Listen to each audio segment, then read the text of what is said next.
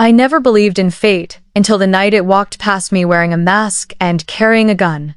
The emergency room had been quiet, the kind of quiet that makes every nurse nervous, because it never lasts. I was restocking gauze in the supply closet when the double doors burst open and chaos poured in. Two men, one half carrying the other, blood trailing behind them in dark droplets that caught the fluorescent light. The injured man was gasping, clutching his side, while his companion, broad-shouldered, face hidden behind a black mask, scanned the room like a predator searching for threats. I froze, my hand still on a box of bandages. Our eyes met for less than a second, but it felt like standing on a train track watching the headlight approach. Then Dr. Patterson rushed forward, barking orders, and the moment shattered.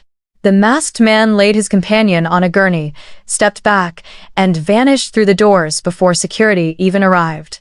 In his wake, he left nothing but questions and the coppery scent of blood. Like and subscribe if you love these stories. And a tattoo. I'd seen it when his sleeve rode up as he turned a circular emblem, etched into his forearm, intricate and deliberate, thorns wrapped around a single rose, with letters I couldn't quite make out.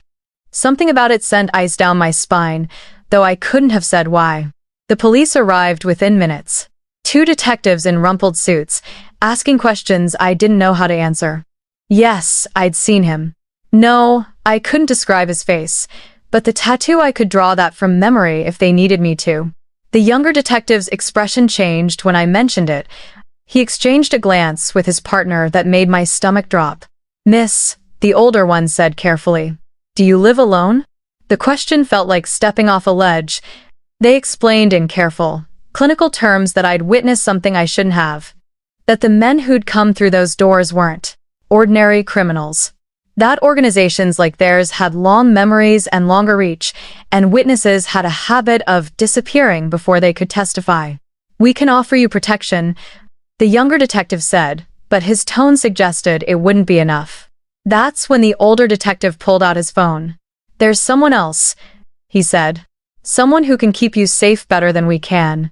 But it comes with conditions." I wanted to laugh. Conditions. As if my life hadn't just become conditional on the whims of violent strangers. "How long?" I asked. "Until the trial, maybe a few months." Months. The word echoed in my skull as they led me to a private office where a man was waiting. He stood when I entered, and I noticed his suit, first charcoal gray, perfectly tailored, the kind that cost more than my monthly rent. Then his face, sharp cheekbones, dark hair swept back, eyes the color of smoke. He looked like he belonged in a boardroom or a luxury hotel, not a police station at 2 in the morning. "Miss Carter," he said, and his voice was smooth as expensive whiskey. "My name is Mr. Vale. I've been contracted to ensure your safety." There was something about the way he said contracted that made it sound like a business transaction. Like I was cargo to be secured, not a person to be protected. "What kind of security contractor works with the police?" I asked, too exhausted to be polite. A ghost of a smile crossed his face. "The kind you call when the usual methods aren't enough." The detective cleared his throat. "Miss Carter, Mr. Vale has extensive experience in high-risk protection scenarios. We've worked with his organization before. You'll be relocated to a secure location. Given everything you need, I have a job," I interrupted. "An apartment. A life." "Had," Vale corrected softly. "Past tense, I'm afraid. The moment you saw that tattoo, your old life became a liability." The bluntness should have angered me. Instead, it terrified me, because I could hear the truth in it. They gave me an hour to decide, which was generous considering I had no real choice. The detective spelled it out when Vale stepped outside to take a phone call. Without protection, I'd be dead within days. With police protection alone, maybe weeks. Vale was offering months, maybe survival. When I finally signed the contract, pages of legal language I barely skimmed, all promising confidentiality and compliance, Vale's expression didn't change. He simply folded the document, slipped it into his jacket, and gestured toward the door. "We leave now," he said. "Collect nothing from your apartment. Speak to no one. As of this moment, Emily Carter is off the grid." His phone buzzed as we walked through the parking garage. He answered in a voice too low for me to catch the words, but I heard his response. She's secured. The phrasing made my skin crawl. Not she's safe. Secured. Like a package. Like property. The car was a black sedan with windows tinted so dark I couldn't see inside. Vale opened the back door, waited for me to slide in, then closed it with a soft click that sounded too much like a lock engaging. As we pulled onto the empty highway, the city lights falling away behind us, I realized I'd just placed my life in the hands of a complete stranger. A stranger who looked at me like I was a problem to be solved, not a person to be saved. And the worst part? I'd done it willingly. The drive stretched into an hour, then two. Vale sat in the passenger seat, occasionally murmuring into his phone in a language I didn't recognize. The driver, a silent man with shoulders like a linebacker, never once glanced in the rearview mirror. I might as well have been invisible. Eventually, the highway gave way to a coastal road and then to a private drive lined with cypress trees that bent in the salt wind. When the gates appeared iron, 12 feet tall, topped with cameras that swiveled to track our approach, I felt my breath catch. This wasn't a safe house. This was a fortress. The mansion sprawled across the clifftop like something from a movie, all white stone and floor-to-ceiling windows that reflected the moonlight off the ocean. Lights glowed in some rooms, but most of the house was dark, watchful. Vale opened my door himself. "Welcome," he said, though the word held no warmth. "This will be your home until the situation is resolved." Home. The word felt like a lie. Inside, the luxury was overwhelming: marble floors, crystal chandeliers, art that looked original and priceless. But I noticed other things too.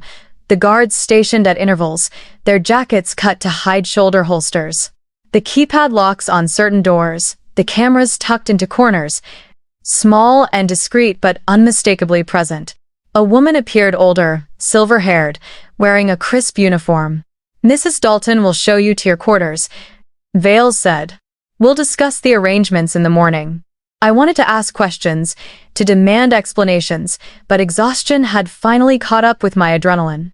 I followed Mrs. Dalton up a sweeping staircase, down a hallway that smelled faintly of lavender, to a bedroom that was larger than my entire apartment. "There are clothes in the closet, all your size, Mrs. Dalton said quietly. "Bathrooms through there. If you need anything, press the button by the bed. Someone will come." Someone. Not "I'll come." Someone. "What are the rules?" I asked. She paused at the door, her expression sympathetic.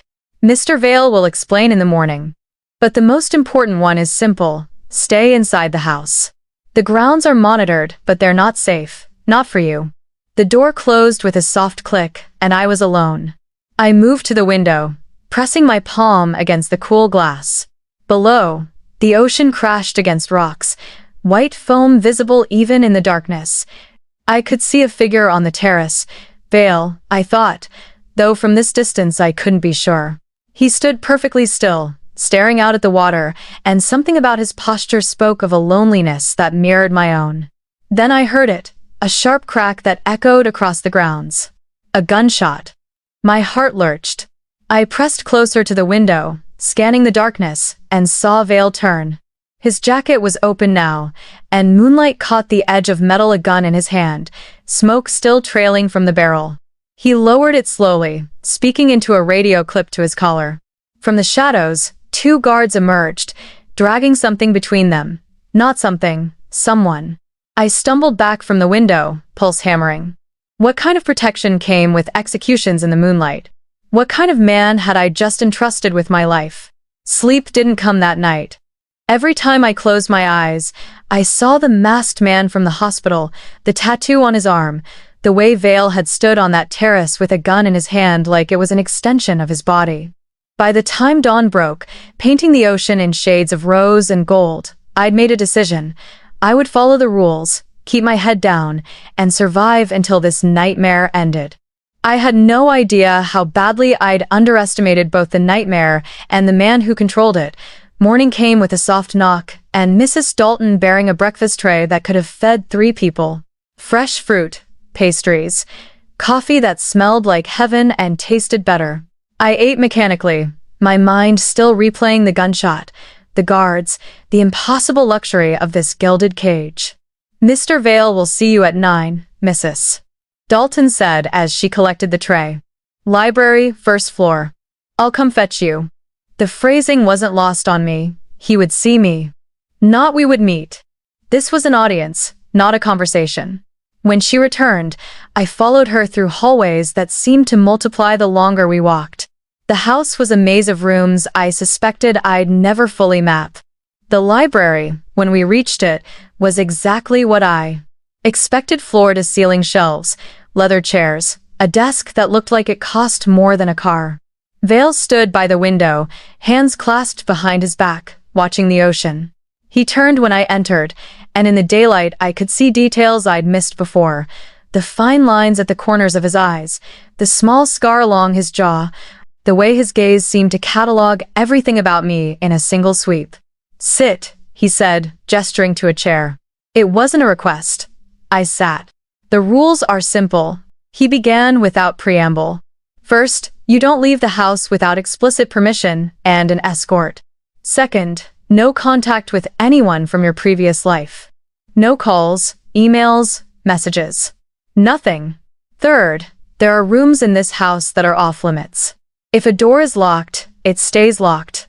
Fourth, you follow instructions without question. Hesitation can be fatal." Each rule fell like a stone into still water, sending ripples of unease through me. "How long?" I asked. "As long as necessary." That's not an answer. His expression didn't change. "It's the only one I have.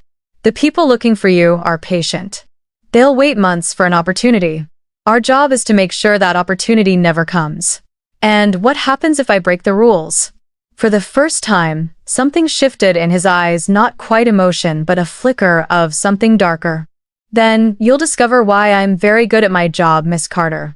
The threat was implicit but unmistakable. I was under his protection, yes, but also under his control. The days that followed blurred into a strange routine. Breakfast at 8, always prepared by Mrs. Dalton. Then hours of nothing, reading books from the library, watching the ocean, pacing my room like a restless animal. Lunch arrived on a tray. Afternoons, if I asked permission, I could walk the gardens, always with a guard trailing 20 paces behind. Vale appeared rarely, usually in passing, crossing the hallway, speaking quietly with his store men, disappearing into that locked office on the east wing. When our paths did cross, he acknowledged me with a nod, nothing more. I might as well have been a piece of furniture he'd purchased and forgotten about. But I noticed things, small things. The way my coffee appeared each morning exactly as I liked it, though I'd never told anyone my preferences.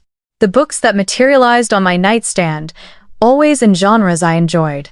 The extra blanket that appeared after I'd mentioned, in passing to Mrs. Dalton, that the ocean breeze made the nights cold. Someone was paying attention. And I had a suspicion that someone wasn't the housekeeper. It was during one of my escorted garden walks, a week into my confinement, that I first felt the shift. The guard that day was younger than usual, uncomfortable in his suit.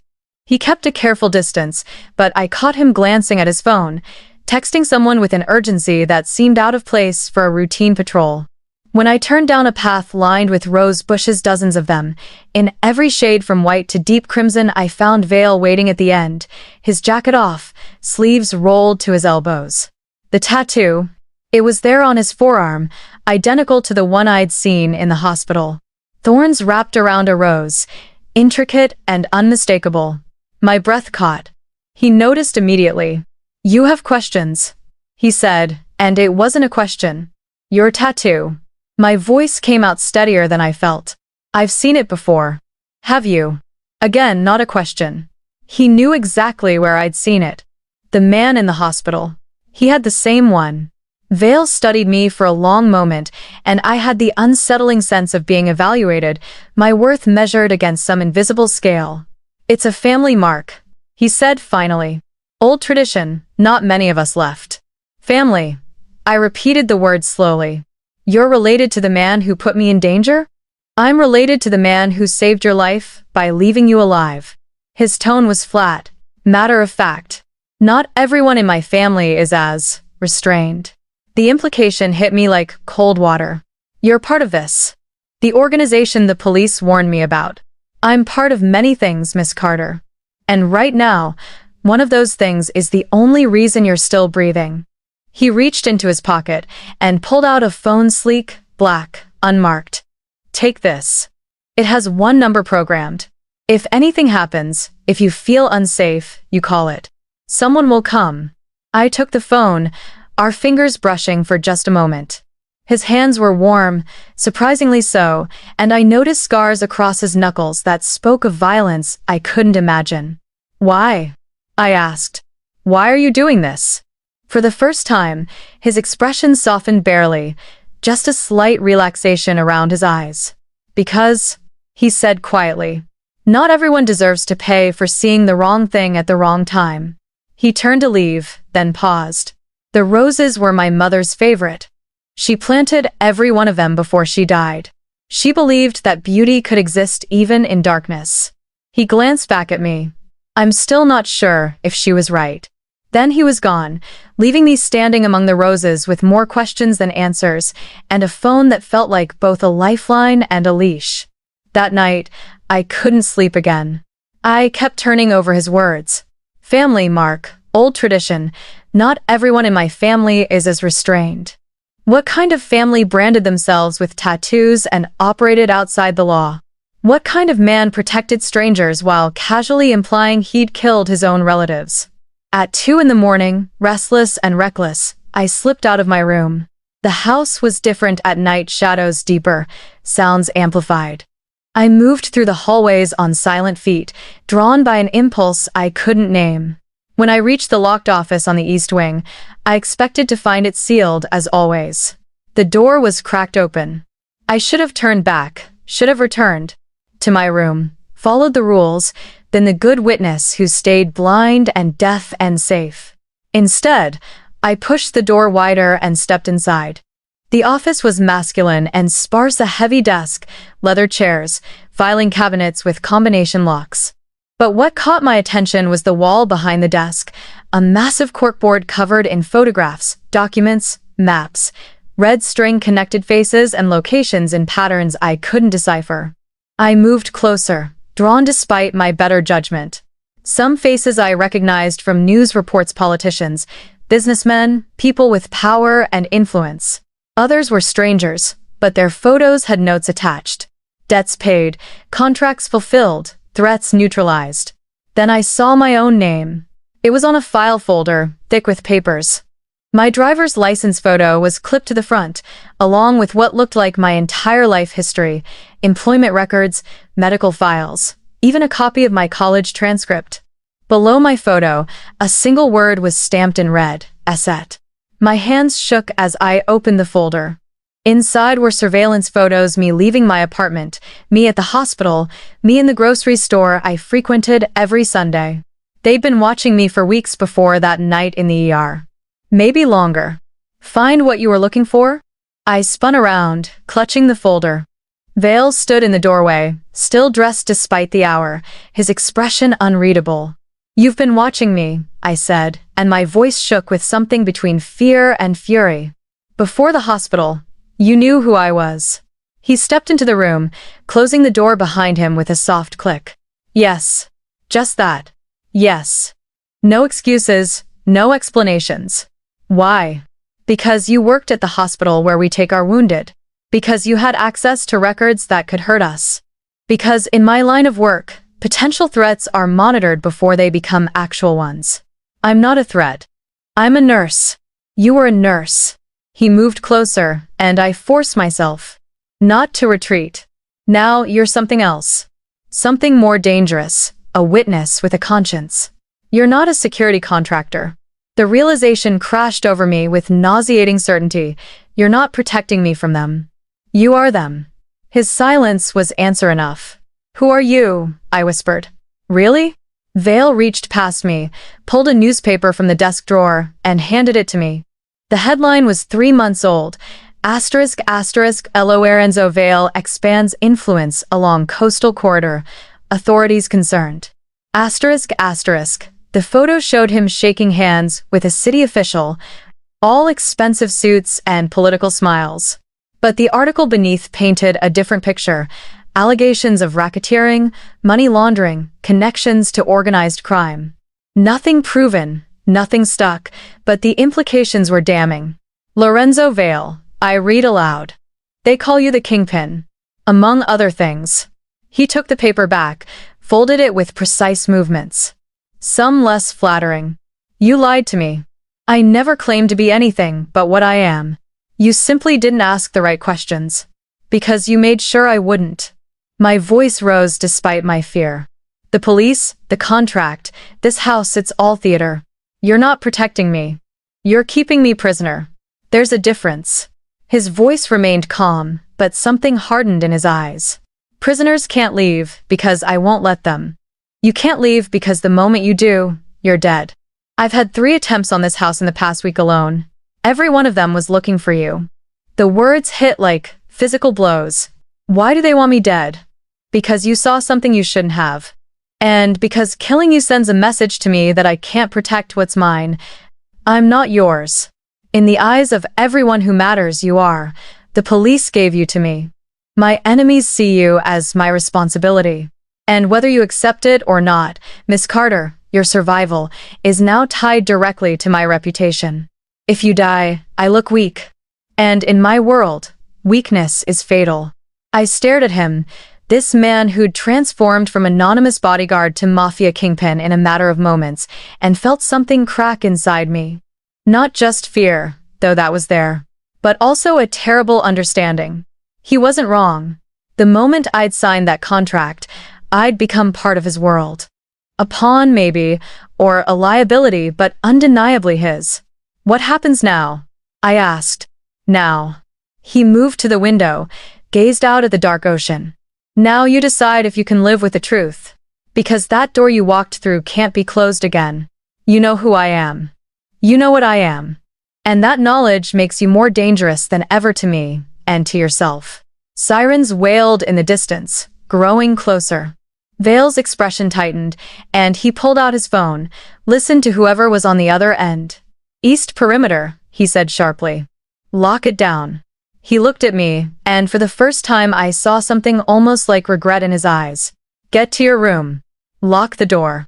Don't open it for anyone but me or Mrs. Dalton. Do you understand?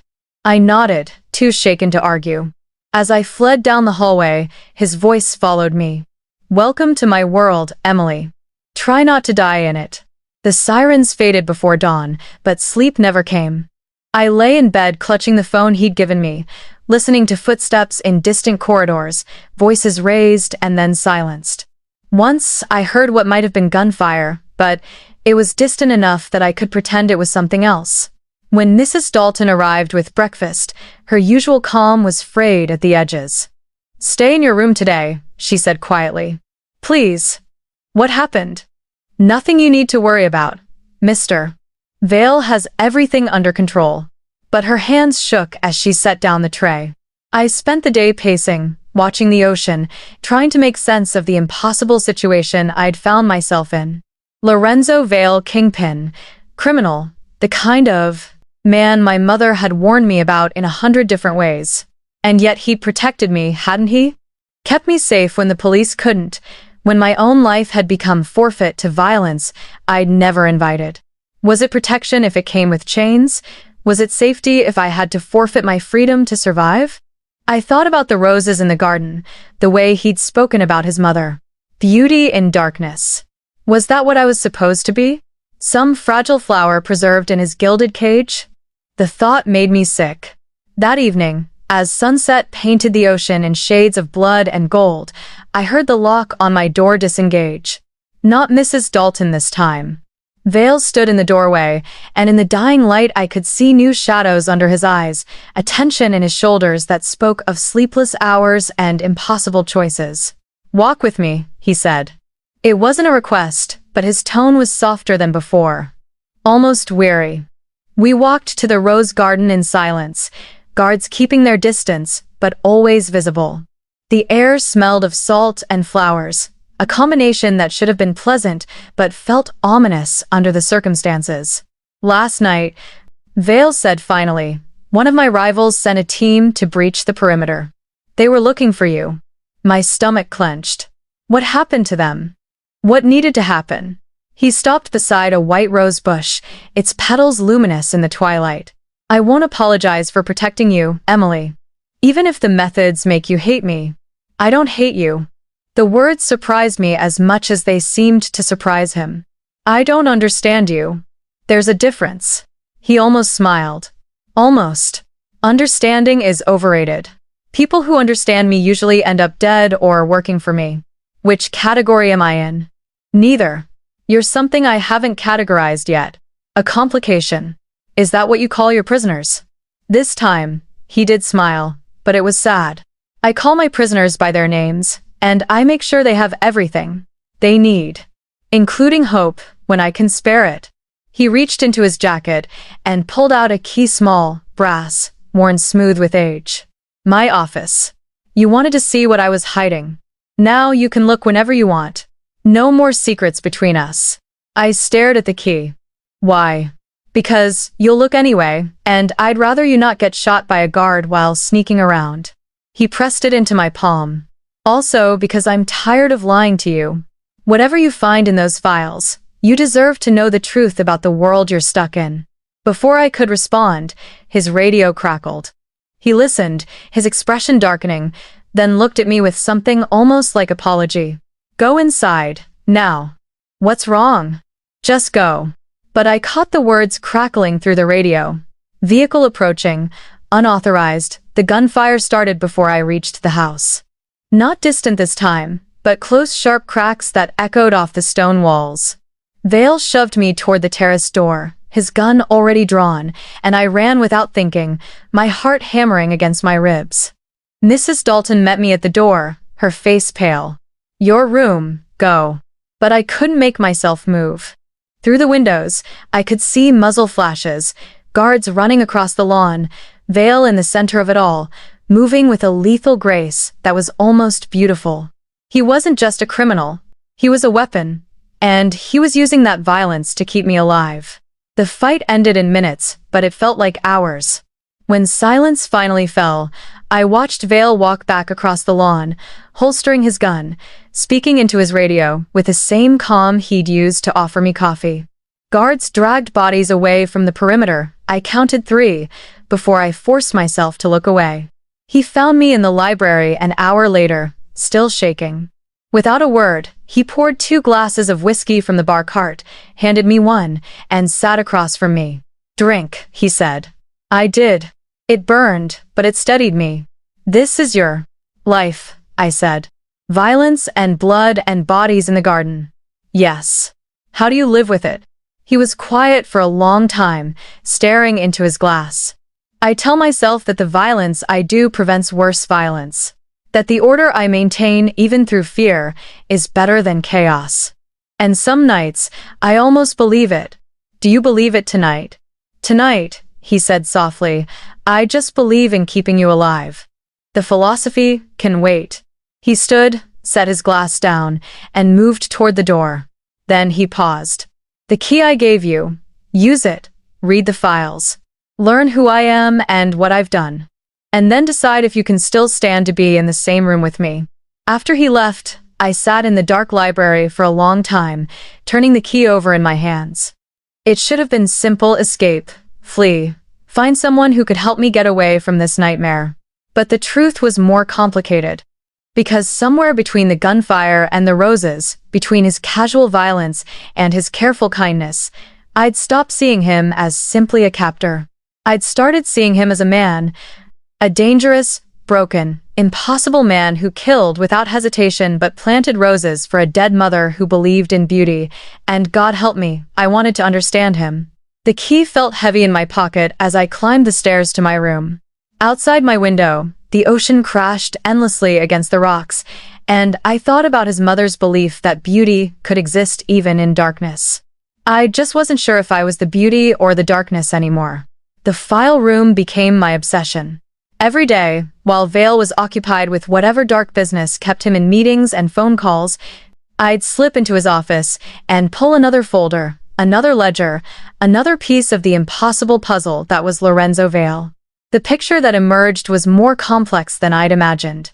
Yes, there was violence records of territorial disputes, disciplinary actions against traitors, the cold mathematics of a criminal empire. But there were other things too. Charitable donations to hospitals and schools, always anonymous. Protection offered to businesses that couldn't afford police security. A network of people who'd been given second chances when the law had written them off. He was a kingpin, yes. But he was also, in his own twisted way, a guardian. I found my own file again, read it more carefully. The surveillance had started 6 months before the incident. They'd been watching the hospital, not me specifically.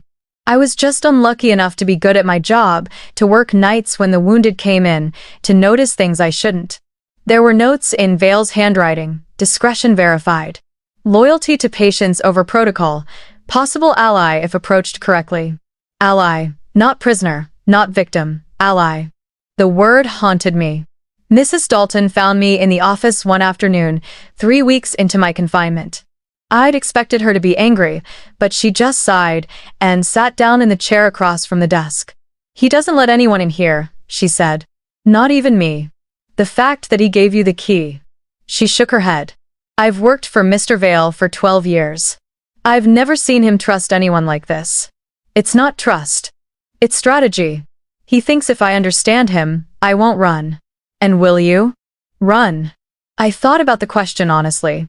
About the world outside these walls, where people wanted me dead. About the life I'd lost, the job I'd loved, the friends who thought I'd simply disappeared. And about the man who stood between me and all of that violent, calculating, impossible, and somehow kind. "I don't know," I admitted. "Where would I even go?" "Mrs. Dalton smiled sadly. "Exactly. That's what he's counting on, not that you won't leave, but that you'll realize you don't want to." She stood, smoothed her uniform, and paused at the door. "For what it's worth, dear, I think you're good for him. He's been different. Less cold. Almost human sometimes." After she left, I returned to the files, but my heart wasn't in it anymore. I kept thinking about her words, almost human. What did it say about me that I found that appealing? That evening, I broke another rule. I asked to see Vale. He found me in the library, rain drumming against the windows, a fire crackling in the hearth. I'd been rehearsing what to say, but when he walked in hair damp, shirt sleeves rolled up, that ever-present exhaustion shadowing his eyes, all my prepared words evaporated. "Thank you," I said instead, "for keeping me alive." He looked genuinely surprised. "That's my job." "No, your job is to keep me silent. Keeping me alive is something else. Something you choose." He moved to the fireplace, warmed his hands against the heat. "I've made many choices in my life, Emily. Most of them violent, a few kind. I'm never sure which category will damn me faster. I read your files. All of them." His shoulders tensed, but he didn't turn around. And I don't understand you. But I think maybe your mother was right. About beauty in darkness." Finally, he looked at me, and the vulnerability in his expression was almost shocking. "You think I'm beautiful?" The question was light, almost teasing, but I heard the genuine curiosity beneath it. "I think you're terrifying and complicated and probably going to get me killed, but yes. Sometimes, in certain lights, there's something beautiful about the way you try to protect broken things. Even when I break them further?" Even then, the moment stretched between us, fragile and dangerous. Then his phone buzzed, shattering it. He glanced at the screen, and whatever he saw there made his expression harden. "I have to go. Stay inside tonight. No garden walks, no wandering." "Why? What's happening?" "Nothing you need to worry about." The words were automatic, dismissive. "Stop doing that," I said, surprising both of us. "Stop treating me like I'm made of glass. I've seen your world. Read your files. I know what you are. You don't have to protect me from the truth anymore." He studied me for a long moment. "There's a meeting tonight. With someone who's been problematic. It might get loud." "Loud," I repeated. "You mean violent." "I mean loud. And after it gets loud, will you come back?" The question hung between us, heavier than I'd intended. His expression softened just slightly, just enough that I could see the man beneath the monster. "Yes," he said quietly. "I always come back." It was the first promise he'd made me that felt entirely true. He left, and I returned to my room, but sleep was impossible. Every sound made me flinch: car doors closing, voices raised, the distant thud of something heavy hitting something solid. The house felt different tonight, charged with tension I could feel even through the walls. At midnight, I heard gunfire. Close. Too close. I grabbed the phone he'd given me, hands shaking, but before I could dial, my door burst open. Not Vale, not Mrs. Dalton. A man I'd never seen before, built like a wall, with cold eyes and a gun pointed directly at my chest. "Come with me," he said, quietly. "No." He grabbed my arm, yanked me forward with bruising strength. "Wasn't a request, sweetheart. You're leverage now.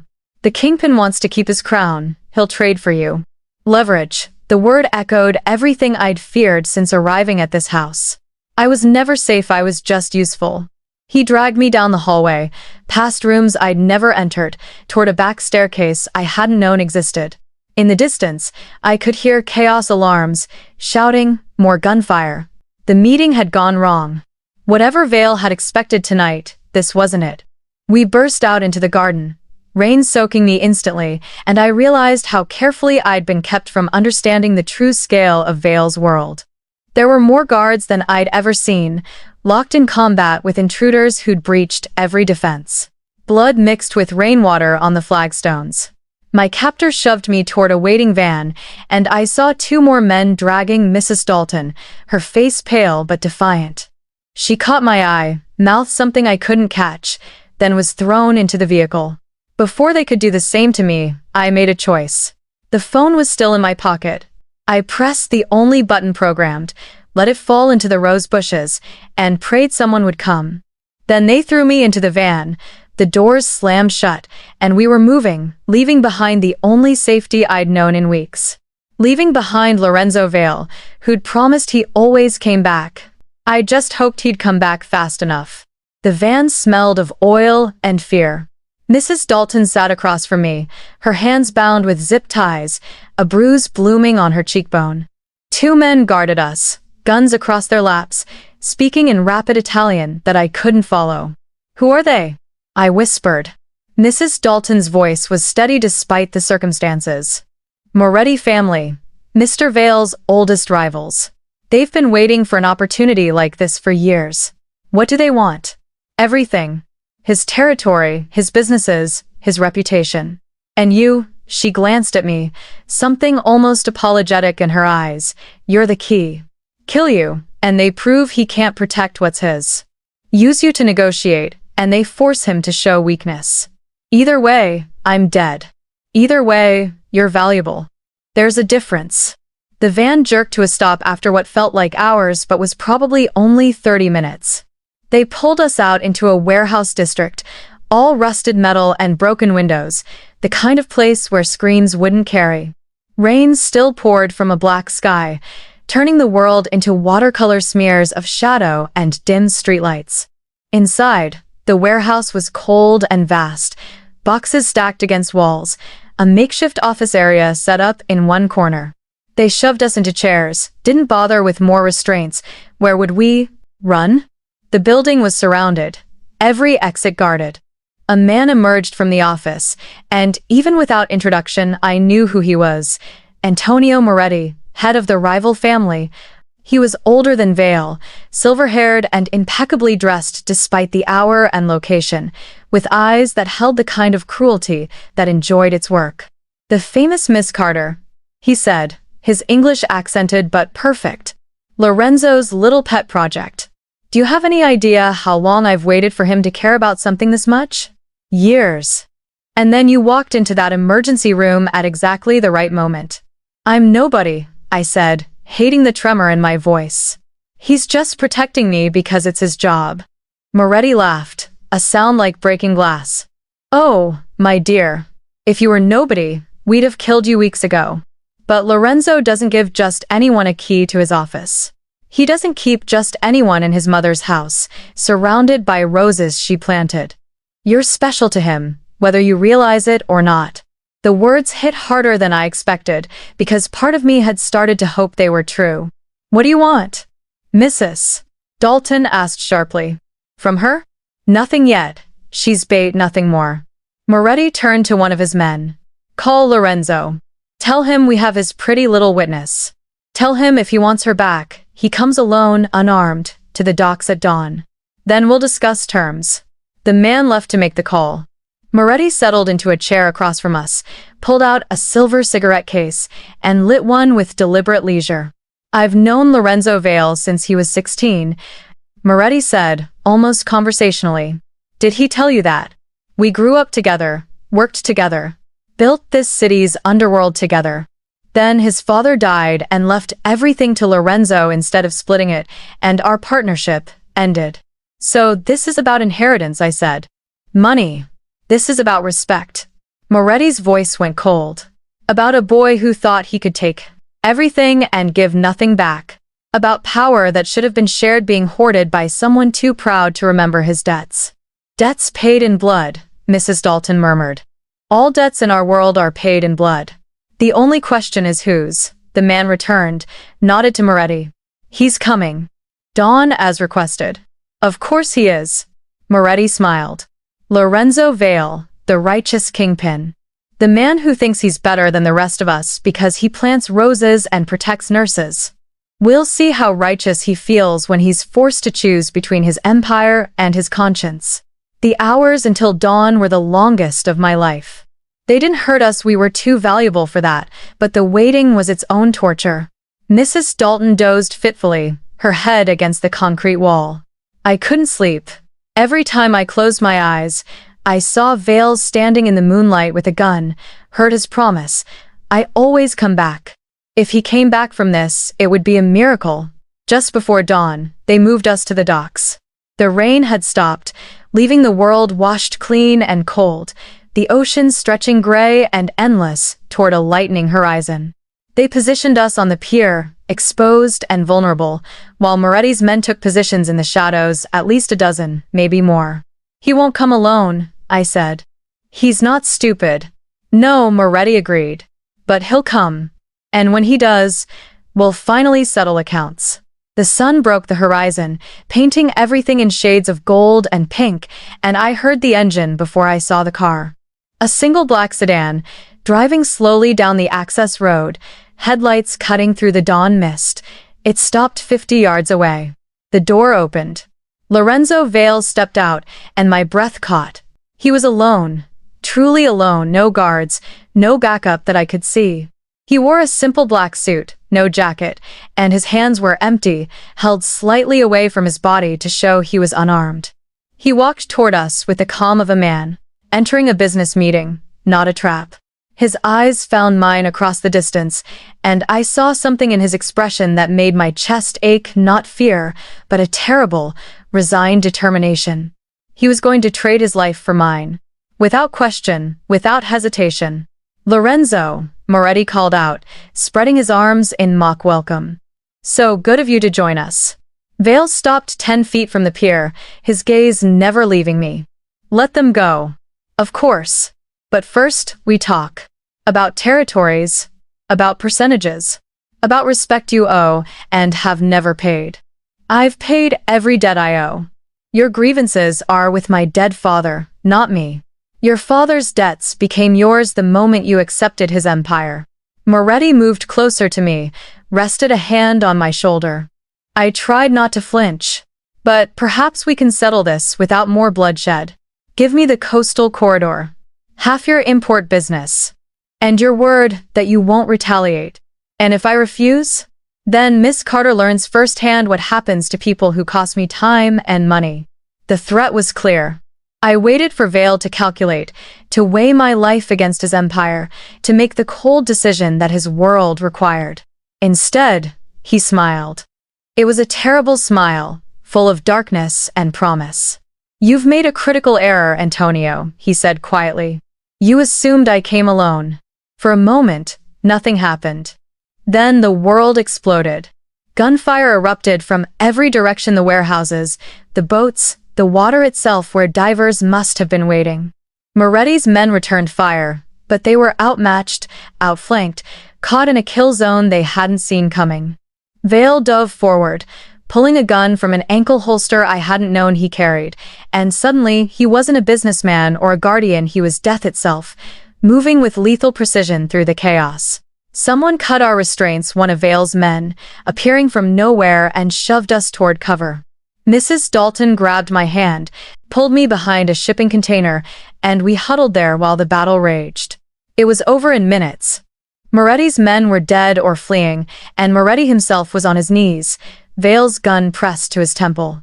"You want to talk about debts?" Vale's voice was cold as winter. "Let's talk about the debt you owe for touching what's mine." He pulled the trigger. The gunshot echoed across the water, and then there was only silence, heavy, ringing, absolute. Vale stood over the body for a moment, then turned and walked toward us. His shirt was torn, blood seeping through in places I couldn't tell if it was his or someone else's. His face was spattered with gore, his eyes hollowed with something beyond exhaustion. When he reached me, he collapsed to his knees. "Are you hurt?" His hands moved over me, checking for injuries with desperate efficiency. "Did they hurt you?" "I'm fine." "You're bleeding." "I'm fine." He pulled me against him, and I felt him trembling. This man who'd just executed his enemy without hesitation was shaking in my arms. "I thought I'd lost you. I thought, I'm here. I'm okay." I held him, this broken, violent, impossible man, and felt something shift inside me, some final wall crumbling. "You came back. You promised you would. Always," he whispered against my hair. "Always." Sirens wailed in the distance, growing closer. Vale's men materialized around us, helping him to his feet, ushering us toward waiting cars. The sun was fully up now, turning the blood on the dock to rust, illuminating the cost of my survival. As we drove away, Vale held my hand like it was the only thing keeping him tethered to earth, and I realized with startling clarity that somewhere between the roses and the gunfire, between his confessions and his promises, I'd stopped being his prisoner.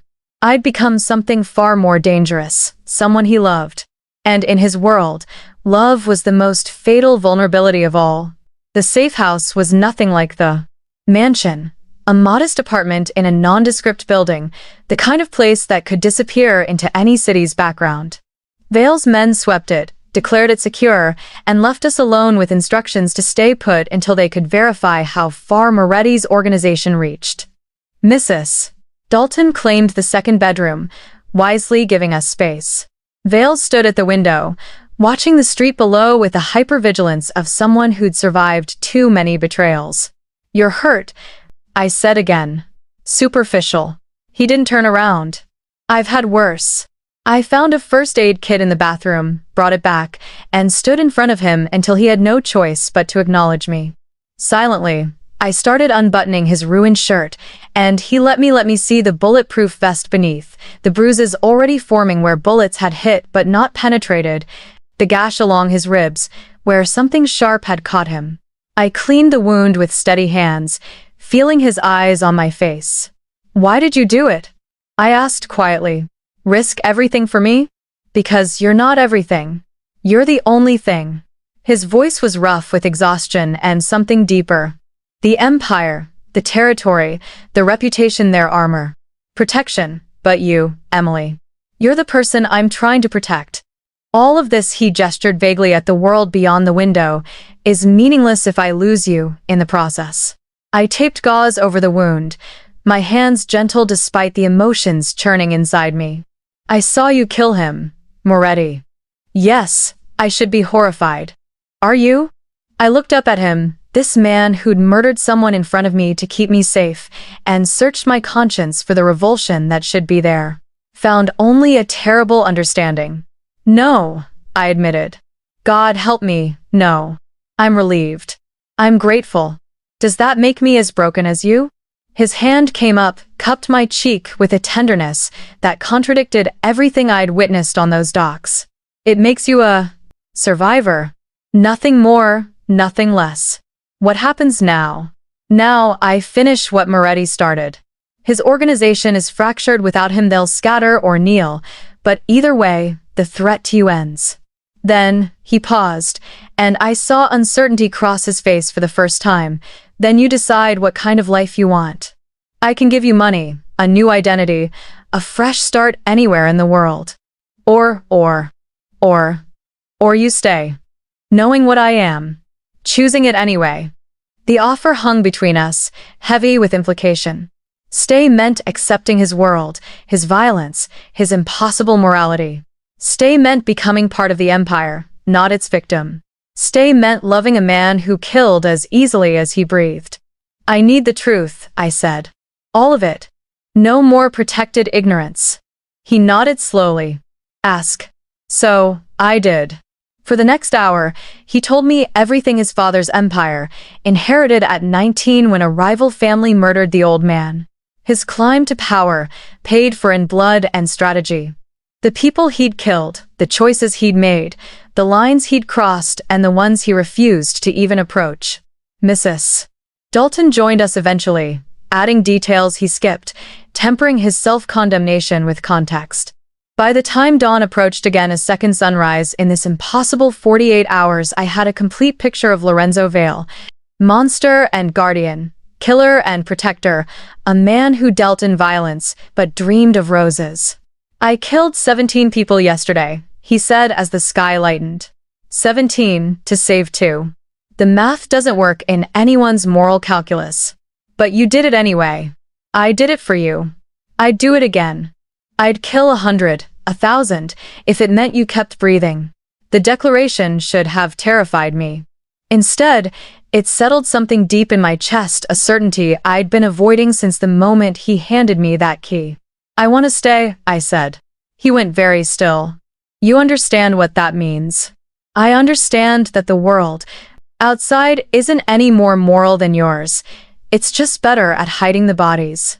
I understand that you're the only person who's ever protected me without asking for anything in return.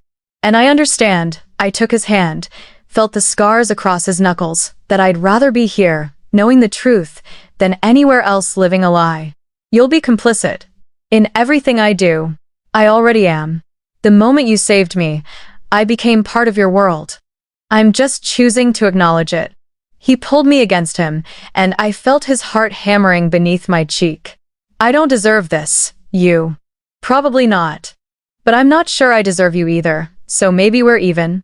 He laughed a real laugh, startled and genuine. Then he kissed me, soft and careful, like I was something precious he was afraid to break. When we parted, his eyes held a vulnerability I'd never seen before. If you stay, he said quietly, I need you to understand something. The trial is still coming. You'll have to testify, and when you do, you can't protect me. Promise me, Emily. Whatever you feel, whatever we are to each other, promise you won't lie for me. But they'll arrest you. Maybe. Probably. But if you lie, you become everything I've tried to keep you from being. You become like me. And I won't let that happen. The selflessness of it stunned me. He was willing to go to prison to preserve my innocence, to take the fall so I could stay clean. What if? I said slowly. What if I could tell the truth without condemning you? Tell them about Moretti, about the attack, about self-defense and protection? What if the truth is more complicated than either of us thought? His expression shifted, hope warring with disbelief. You'd do that? Navigate that line for me. I'd do that for us. Because I don't want to lose you, either. The trial came 3 months later, after the dust had settled and investigators had pieced together what remained of Moretti's operation. The prosecutors wanted, Vale's head, wanted to finally pin something concrete on the man who'd evaded justice for so long. But the evidence was messy. Moretti's men had fired first. Vale had rescued civilian hostages, me and Mrs. Dalton. The violence, while extreme, could be framed as defensive. It wasn't clean, but it was ambiguous enough that a good lawyer could work with it. Vale's lawyer was exceptional. The courtroom was cold, formal, the judge stern and impatient. I took the stand in a simple navy dress, hands folded, and told my story. The abduction. The warehouse. The dawn at the docks. I told them about Moretti's threats, about the guns pointed at my head, about watching Lorenzo Vale risk everything to save 2 people who worked for him. I didn't lie. But I didn't tell them about the executions, about the casual violence that had preceded the rescue, about the empire Vale controlled from his mansion full of roses. I told them the truth they needed to hear, and left the darker truths in shadow, where they belonged. When the prosecutor asked me about Vale's character, I looked him in the eye. He saved my life. I said simply, more than once. He's complicated and dangerous, and he operates outside the law. But he's also the reason I'm alive to testify today. Make of that what you will. The jury deliberated for 2 days. In the end, they couldn't convict on the murders. Too much reasonable doubt, too much evidence of self-defense and protection of others. They got him on racketeering charges, smaller fish, enough for a sentence but not life, 3 years, with possibility of parole in 18 months. As they led him away, he caught my eye across the courtroom. No regret in his expression, no blame. Just a small smile, and a barely perceptible nod. We'd survived. Together, the months that followed were strange. I returned to nursing, took a position at a different hospital, slowly rebuilt the life I'd lost. But I visited him every week-long conversations through bulletproof glass, letters exchanged, a connection that deepened despite the barriers. His empire didn't crumble without him. Loyal lieutenants maintained his territory, honored his rules, waited for his return. And I found myself learning the business, not actively participating, but understanding it, becoming someone who could help navigate the complex world he'd ruled. Mrs. Dalton became my teacher and friend, showing me how to read the ledgers, how to spot loyalty and betrayal, how to survive in a world where power was currency and violence was communication. You're becoming like him, she observed one evening over tea. No, I corrected. I'm becoming his partner. There's a difference. 18 months later, they released him early for good behavior. I picked him up at the prison gates in the same black sedan that had brought me to the mansion that first night, a lifetime ago. He slid into the passenger seat, thinner and harder, but with the same smoke-gray eyes, and looked at me like he couldn't quite believe I was real. You came? He said. I promised I would. I always keep my promises.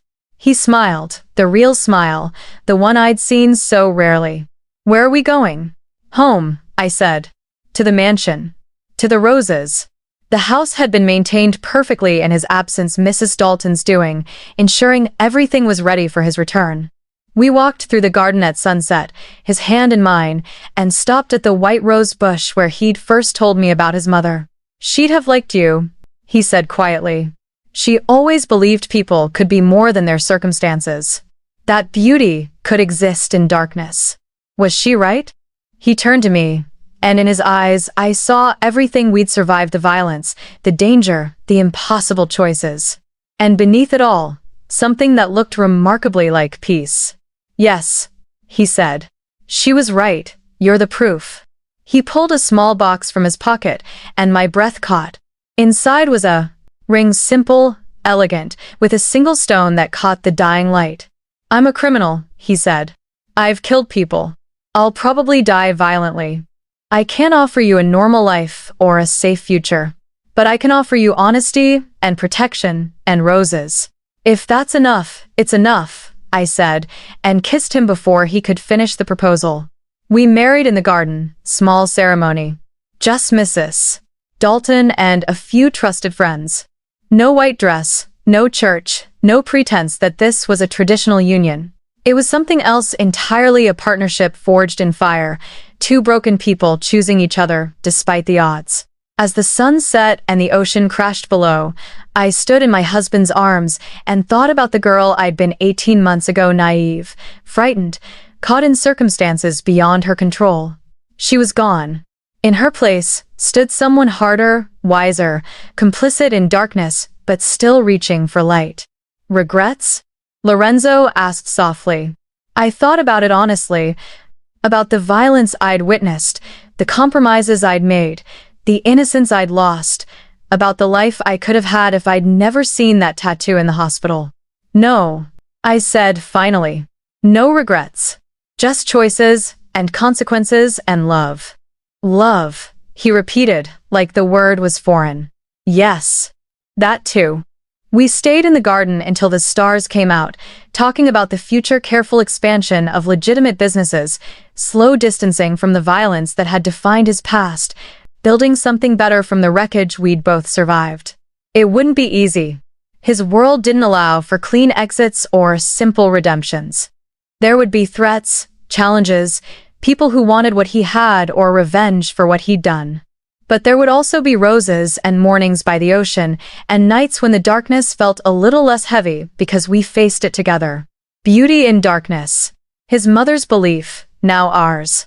Years later, when people asked how we met, I'd smile and say, he was my bodyguard.